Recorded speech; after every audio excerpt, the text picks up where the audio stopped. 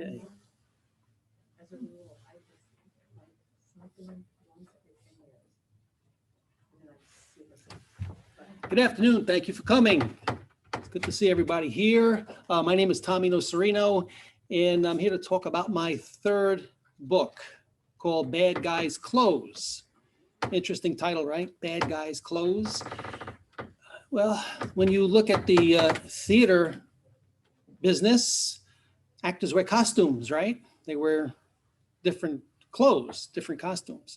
The title actually is something that came to me, and to back up a bit, before I start to write, I get the title first, which is a bit unusual, I'm told by some professional writers.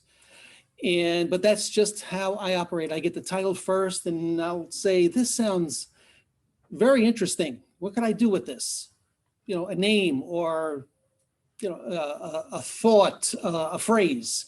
So what can I do with this? And I'll build around it. And I like to take actual events, historical events, and build maybe some fictitious characters around it, and creating historical fiction.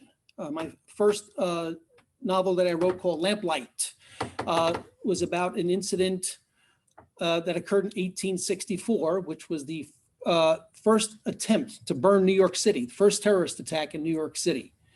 And it was about a detective in New York City that actually stops the actual event. That's fictitious. No one historically has ever come up with the reason why it didn't work. I worked it a little bit. I worked the story. And it was very entertaining for me to write and to create these characters. I like to create characters. I have a lot of fun with naming the character, and especially the backstory. I like backstories of characters. I think they're so much fun, not only to read, but also to write. I like to write about the backstory of characters. But my second book is entitled Gray Court. And Gray Court takes place during the Civil War, the war between the states, or for Southerners, the War of Northern Aggression.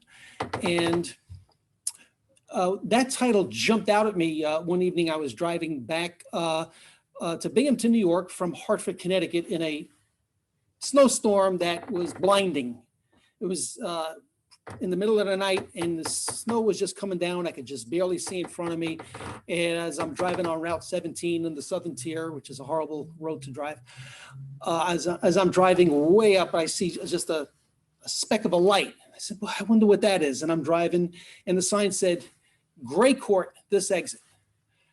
And all of a sudden I said, you know, that's a great name. I wonder what I could do with that.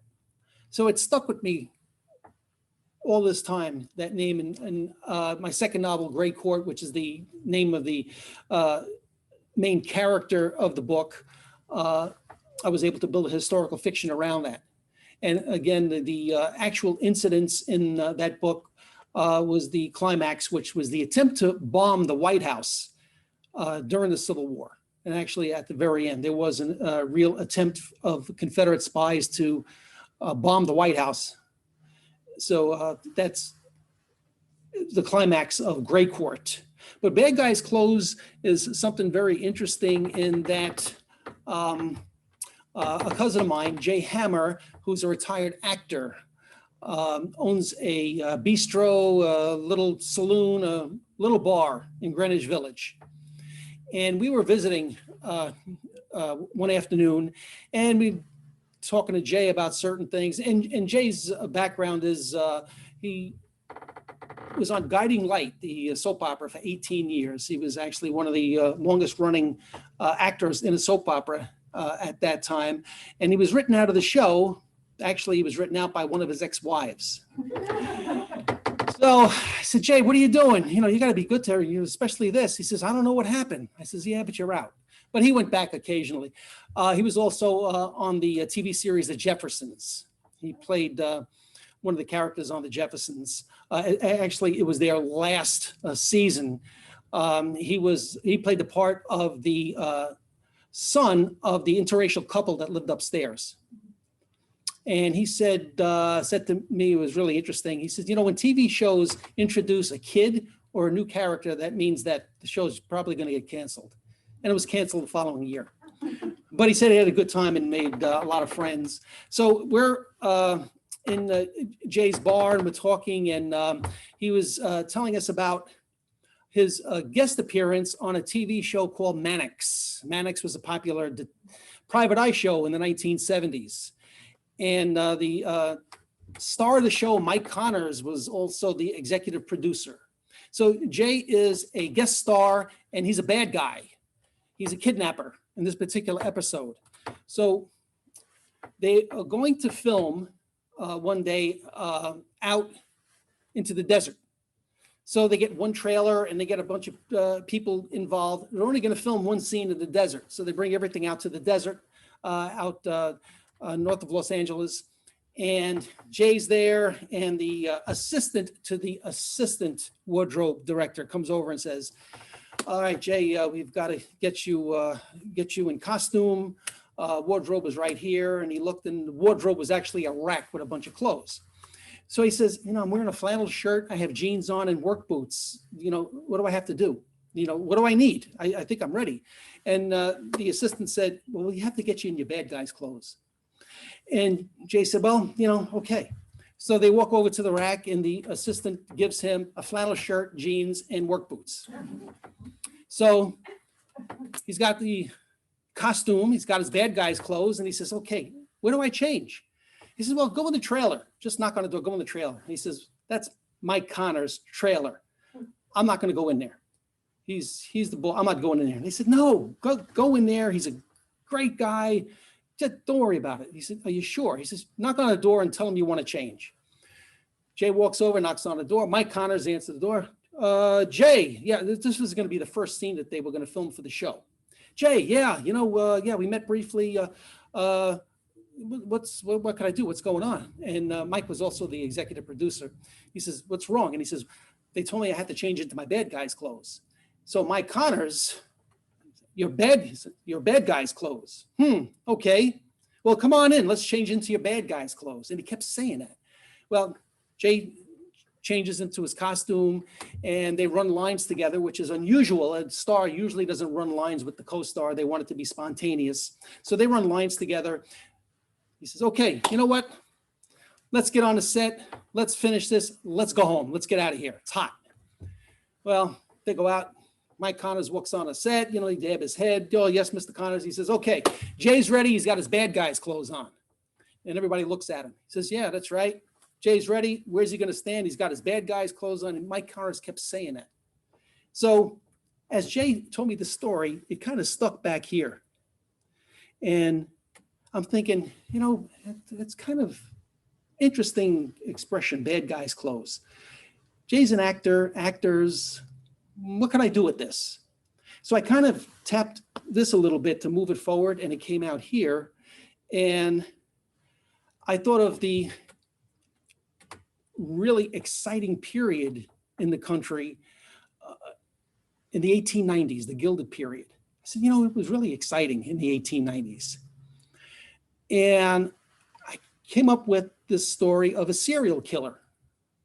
And the serial killer is killing actors, not actresses, but actors. So I was able to concoct this story. And, by the way, everyone that I've ever spoken to, even the high school kids, last week I was over at Yulee High School, and I was the author of the day. And I said, and then I just put it out there, who likes serial killing? Everybody raised their hand. I said, yeah, I thought so. I said, usually I like to know the answer to the question before I ask it. But everybody raised their hand.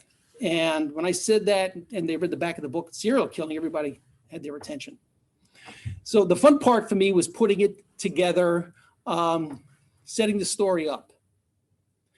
And again, what I did was I took some pieces of the 1890s and just put it strategically in the story. For instance, in 1892, one of the biggest events was the Chicago Exposition, the World's Fair. And the most popular attraction at that World's Fair was something by the name of Ferris built. And to this day, people still love to go on the Ferris wheel. Actually, they're making them bigger now. You go some of these cities, and they're making these things giant. We went to one down in Orlando, and Ferris built this Ferris wheel, named it for himself, of course. And after the exposition, they moved it to New York, and it was the rage. What made it so also was in the 1890s, people were discovering leisure. With the at the beginning of the 1890s, unions were really getting a lot of control with the workers. So instead of a 7-day work week, it was 6 days. People now had a day to enjoy their leisure. And people discovered that. They'd go to the theater. They'd go to the beach if it was warm enough. They would enjoy family get-togethers more often. So leisure, and especially in New York City where it takes place, one of the largest leisure areas at that time was Coney Island. Coney Island had 2 carousels, which was almost unheard of. And the carousels, actually one of the carousels is still operational. They have to fix it up, but the original horses are still there over on Neptune Avenue. And this Ferris wheel was brought there, and different attractions were brought there. So people were discovering their leisure more. The theater was beginning to really blossom. Back in the day, probably in the middle 1800s, the theater was, well, a little looked down on. Actors and actresses were considered to be lazy. But as the theater built itself, its reputation, more and more people were going to the theater. And so you had a lot of different personalities, quirky personalities. It was a gentleman by the name of Dewitt Hopper. Dewitt Hopper, anybody watch Perry Mason, the TV show? Right? Well, Dewitt Hopper's son is Paul Drake on the Perry Mason show, William Hopper. And his mother happens to be Hedda Hopper, the columnist.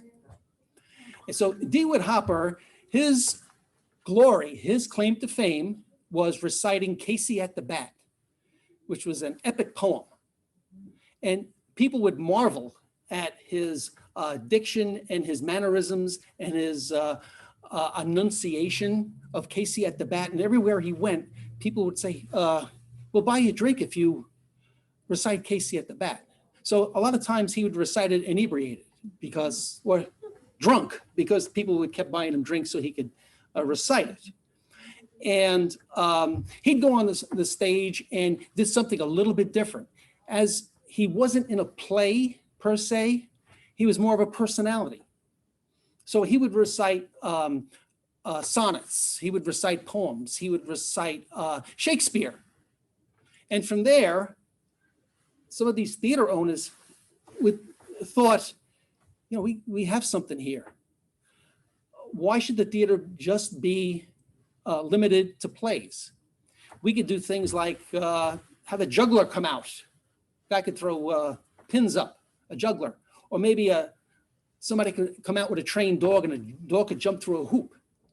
Or maybe even something really unusual, have someone sing. So that was the advent of vaudeville. And that came on in the late 1890s. So in Bad Guys Clothes,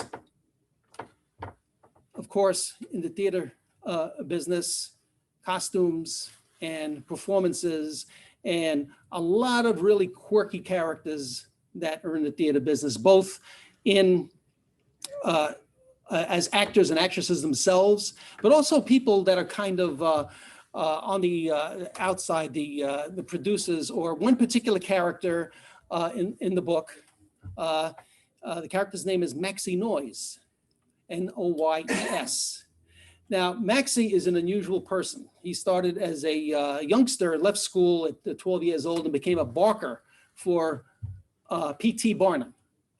He was so good at it, felt that he was underpaid, went off on his own at the age of 16, started to promote different actors and performers, that he built up his own production agency.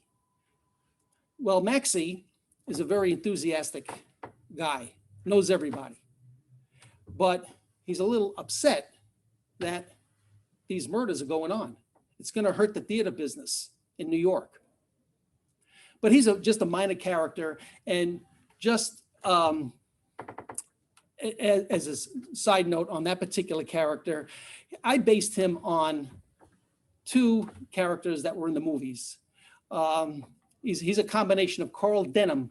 And Carl Denham is actually the producer and the guy that brings King Kong back to New York City in 1933. The other part of that character is actually a character by the name of Max O'Hara. And Max O'Hara's character goes to Africa and brings Mighty Joe Young to the United States. Of course, both situations wreaked havoc, but the characters actually, those characters were played by the same actor, Robert Armstrong, and he was a very enthusiastic, exciting type of person. So I based Maxie Noise on him, even though he's not a real person, but I kind of based it on that. It was a lot of fun putting him together.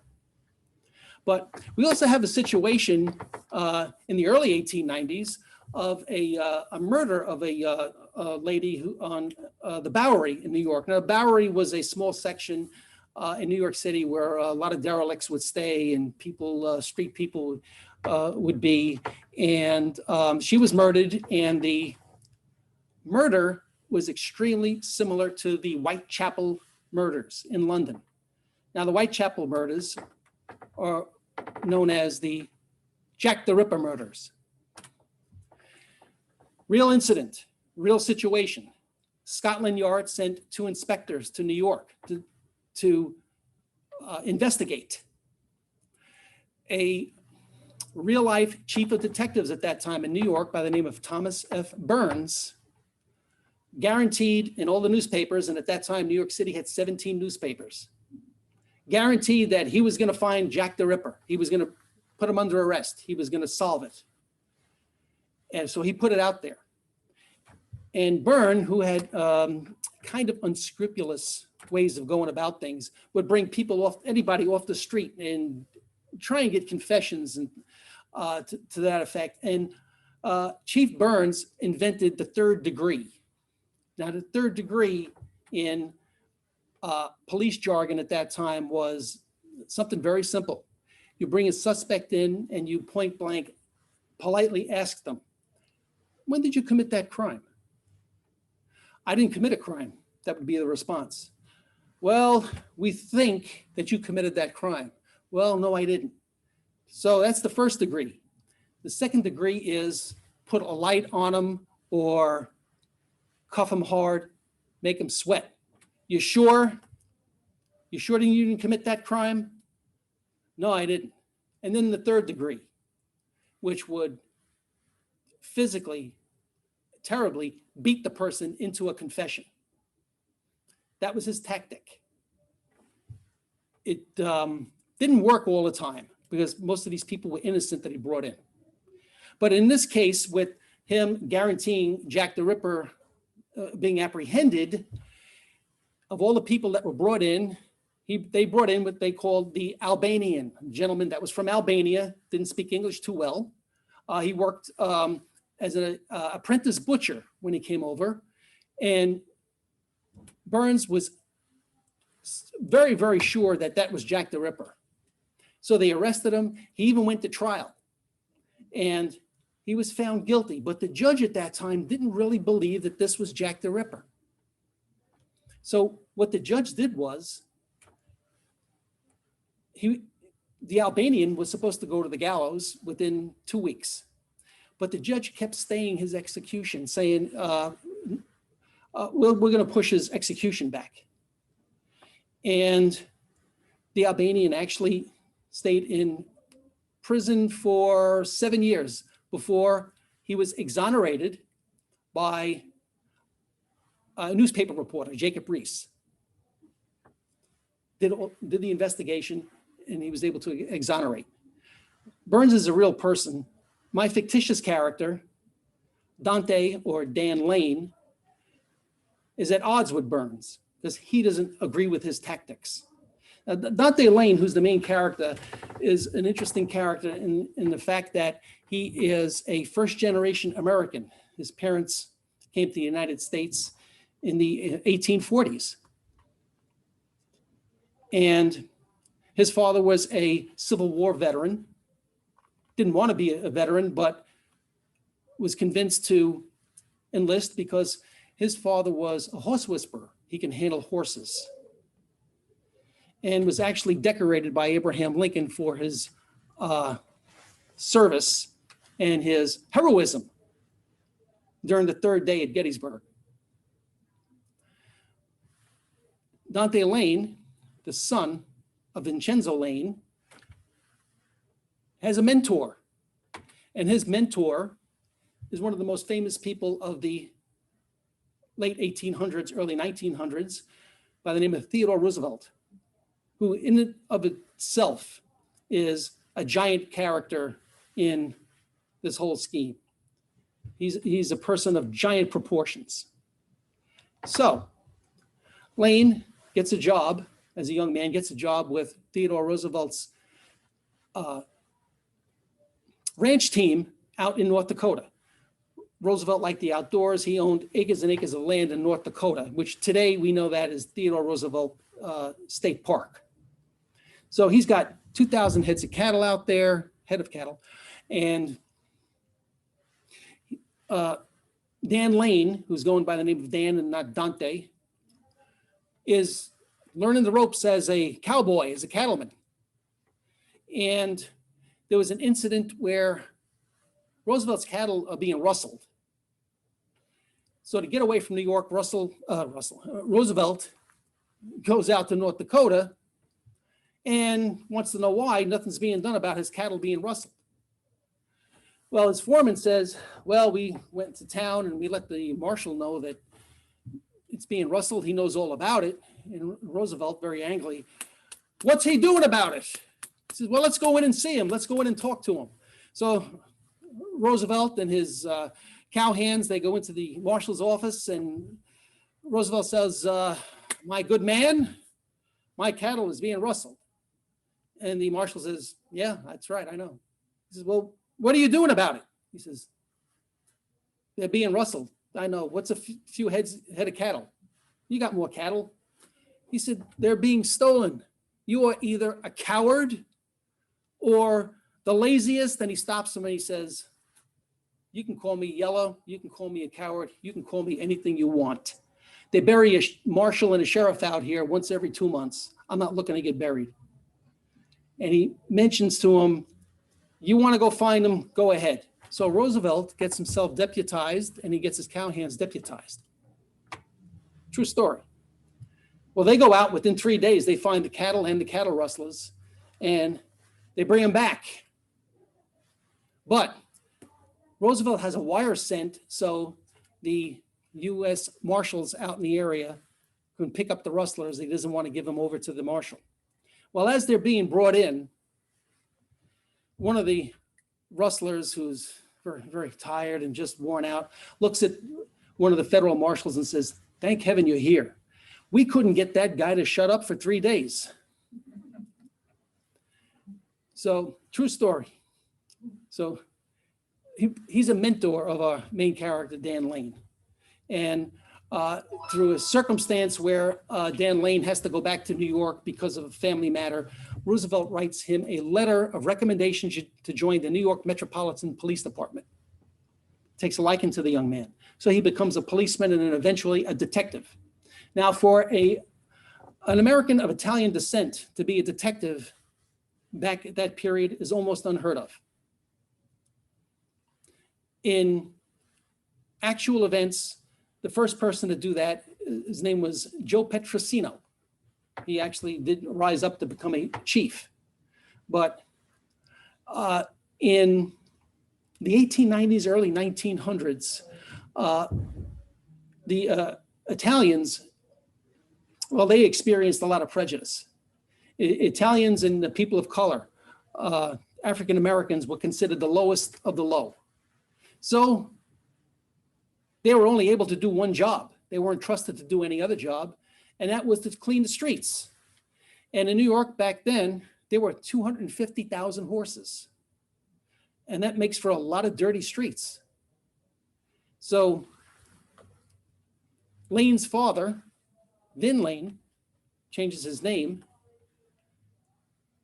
He's a street sweeper, and he's got to sweep up after the horses at least twice a day. And he's proud to do it because he has a job. He's very proud to do it. And he experiences meeting a lot of different people, a lot of different nationalities, and is a very, very kind man. And Dante Lane's father is actually based on both my grandfathers. And both my grandfathers were immigrants from Italy. They came over in the late 1880s, and they were extremely kind men. They were very benevolent, extremely affectionate. I'm fortunate that I grew up with affectionate men. And they, this particular character is a combination of both my grandfathers. My mother's father was an iceman, wasn't educated, but he was an iceman, and would load up his ice wagon 4 o'clock in the morning and deliver ice because no refrigerators, people had ice boxes. And either himself or my uncles, he had a bunch of sons, they'd be on the ice wagon, and they would put the big ice on their shoulder and carry that up maybe 3, 4, 5 flights of stairs and deliver the ice for 25 cents once every 2 days. And that's how he made a living and fed his family, and he was happy to do that. And a very important very important to the family was the horse, my grandfather's horse, Judge. And Judge was a big gray draft horse, very, very big. And the interesting thing about Judge was he not only understood English, he understood Italian. My grandfather would talk Italian to him and he understood him. And it was as if Judge could even talk back sometimes. That's how well he understood him. And a lot of the other icemen that were in the barn with him, they would go to him and say, "Hey, Dan, you know, my horse, he's not walking too good. He doesn't look good." And my grandfather would walk over and just look at his teeth and look and say, "Oh, he needs the enema. That'll fix him." And he would, you know, if a horse was acting up, he'd walk over, somebody else's horse was acting up, and he'd walk over and tap him and calm him down. He was just a horse whisperer. He knew how to do that. But very, very kind man, very, very, never raised his voice. Never raised a voice. Even my mother and her siblings would say, "Yeah, you know, in the house, he never raised his voice. He never yelled." I said, "Well, that's, I guess, a little unusual, but I think my grandmother did all the yelling." But they were very, very happy in these railroad rooms in Brooklyn. And my grandmother had 8 kids, and she never got a TV show. You know, 8 kids. She never got a TV show. But that back then there was no TV. If there was a TV, she wouldn't have had 8 kids. But they were very, it was family. It was all about family being fed. So that character was based on both. A subplot, underlying plot, is the emergence of the Mafia in New York. Now, the Mafia is an interesting concept back then. It actually originated in New Orleans, Louisiana. And it had to do with the dock workers and how 2 warring families had a stranglehold on the docks, and how the mayor and the chief of police, who were Irish, did not like these foreigners, or they would call them garlic eaters, running the docks. So one evening, the chief of police is actually shot and killed. So the deputies in the police department and the mayor round up all of these Italians. Well, they pick out 11 Italians and say, "You guys are responsible for the conspiracy to kill this chief of police because he's been rousting you guys." Well, all these guys were innocent. So a trial came up and 7 were found guilty. The others went free. The 7, the next day, were hung at the same time. To this day, it's the largest lynching in the history of the United States. But the crowd the mob wasn't satisfied, so they went after the other defendants, and rioting went on, and they beat these guys pretty bad, and they had to be protected by the militia had to come in and protect them. The Mafia then felt that things were, they couldn't control things because of how the mayor and the police were on top of them. So they moved. They moved to where there were going to be more immigrants coming in. And Philadelphia, Boston, but mostly New York. That's where they all came into New York. So they had their foothold in New York, and they preyed upon their own people. And interesting back then, because some of the business owners in Little Italy or the different areas where the different nationalities lived would say, hey, you know what? You're Italian, we're Italian. Why are you bothering us? And the answer was very simple, because you have nowhere to go. The police pay you no mind. We're going to be your police and protectors, but you also have to pay us $5 a week to protect your business. So they were shaking down their own people. And it kept getting bigger and bigger and bigger. And it's not mentioned in the book, but Prohibition actually is what made the Mafia really explode. But it started then, late 1890s and the early 1900s, and how Italians prey. And one of the characters in the book, who was an early Mafia boss, is based on very loosely on some other real Mafia characters, and how this young detective, Dan Lane, who's the main character, has a personal vendetta against this Mafia boss, and how he wants to go against them, and finally does go against them.